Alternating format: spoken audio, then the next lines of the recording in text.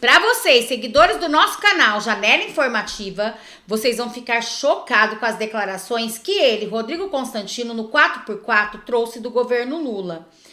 Vocês acreditam que está quase igual ao governo Dilma? É isso mesmo, e ele vai trazer todas as falcatruas e mais, ainda vai revelar algo gravíssimo que tem a ver, sabe com quem? Com ele.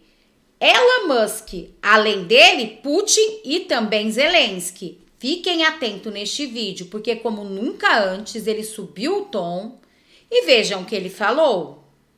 O governo Lula alterou dados, acho que isso é mais grave, a notícia mais grave da semana, alterou dados para reduzir a projeção de gastos da Previdência Social. Olha isso. Quase uma nova pedalada, né?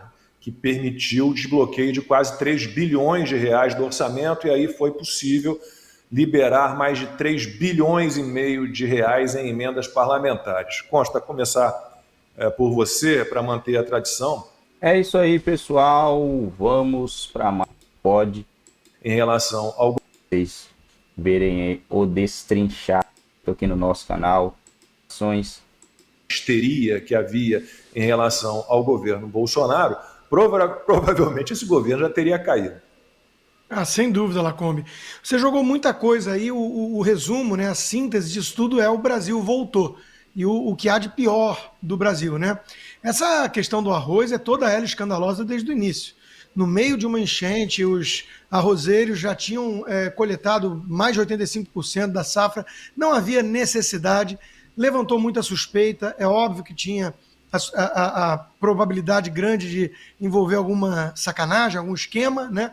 E isso ficou comprovado com os vencedores do leilão. No início eles partiram para a arrogância, problema do agronegócio que não quis participar e por aí vai. Aí ficou tão feio, a repercussão foi tão negativa e deu tão na cara que era um esquema, né, que voltaram atrás. Mas não desistiram totalmente. Assim como eu acho que quem quer assinar a CPI, já tem várias assinaturas, também não deve desistir, porque o leilão foi feito, né? E os vencedores foram esses.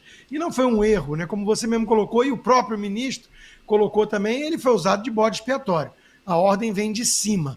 Isso, além de tudo, envolvia dumping no mercado de arroz, né? Jogar a um preço tabelado abaixo do preço de mercado, parece que para afetar ainda mais os produtores de arroz, o agronegócio gaúcho mesmo. Essa é uma das intenções do troço, além da corrupção, da sacanagem. A politicagem, colocar o selo do governo nesse arroz, né? E por aí vai. Quer dizer, tudo absurdo do começo ao fim. É o Brasil de volta, né? O pior do Brasil de volta. Importando, sabe-se lá de quem, né? De onde. E, aliás, como é que fica a questão do MST?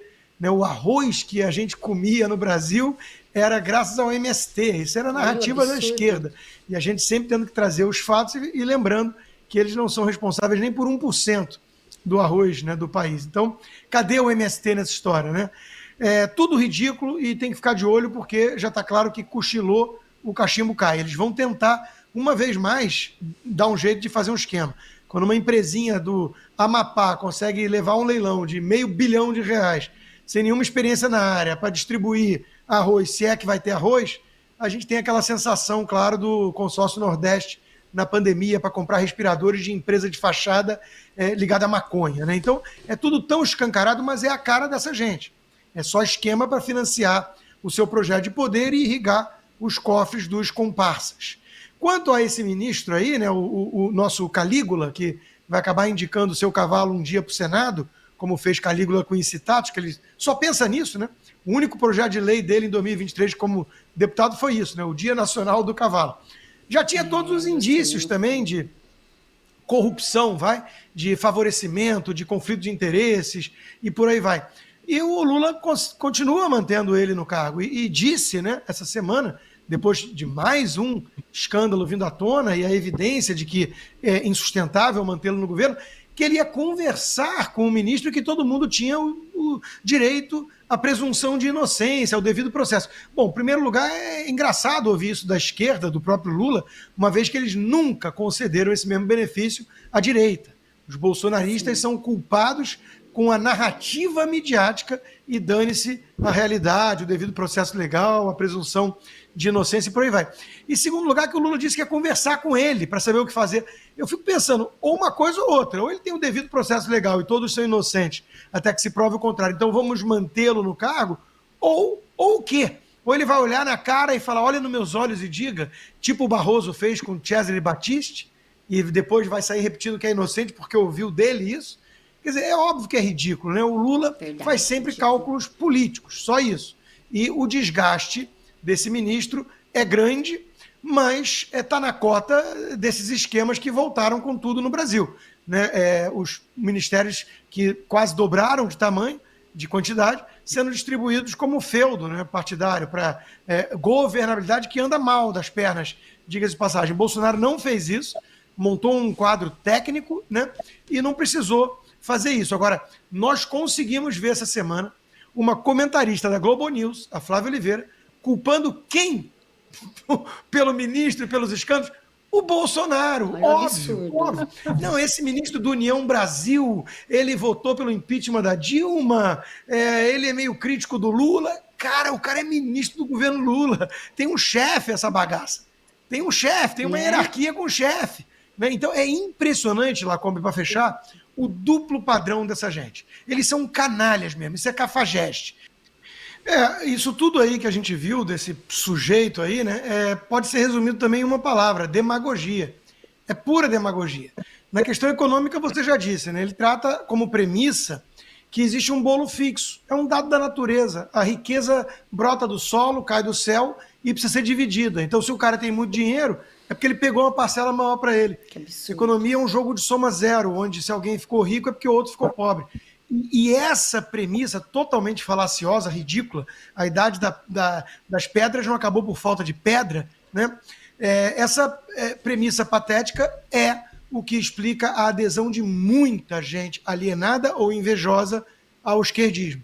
O esquerdismo, o socialismo em geral, não passa muito de uma ideologia da inveja. Né? O marxismo seduziu sempre alguém que queria culpar aquela pessoa que está melhor do que ela. É isso que seduz pessoas ao esquerdismo. Então o Lula explora isso. É o mesmo cara que diz que o Elon Musk quer ir para Marte para ficar longe de pobre, né?